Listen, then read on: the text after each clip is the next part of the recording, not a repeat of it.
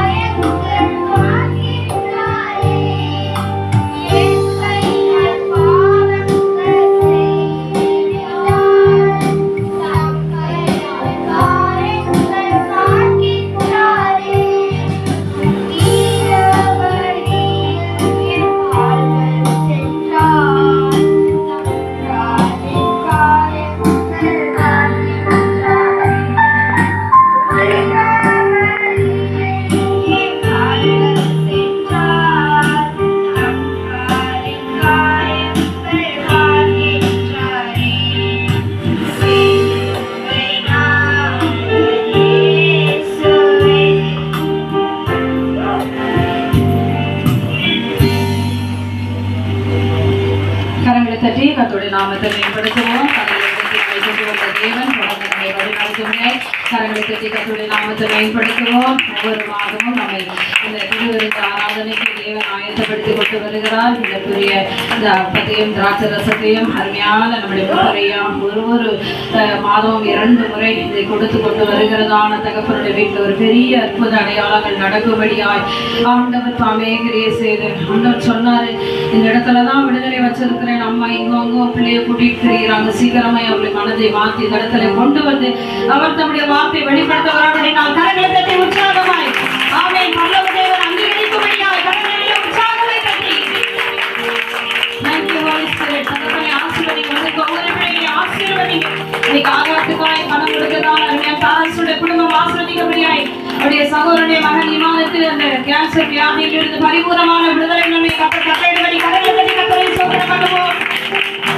ஹalleluya. நன்றி செலுத்துகிறோம். இந்த நாளில் இந்த உணவு ஆகாரத்தை இன்றைக்கு நமக்கு ஆயத்தப்படுத்தி கொடுத்தது நம்முடைய சுமன் சிஸ்டர், ரேஜன் சிஸ்டர், உடைய பிள்ளை 2 பேரையும் கர்த்தர் ஆசீர்வதிக்கும்படி கரங்களை தட்டி கர்த்தரை ஸ்தோத்திரம் பண்ணுவோம். ஒவ்வொரு மாதத்தின் முதல் வாரமும் நான் கொடுப்பேன் ஒரு பிரேஷர் பண்ணியிருக்கிறார்கள். தேவன் அவர்கள் குடும்பங்களை ஆசீர்வதிப்பாராக. ஆமென் ஆமென்.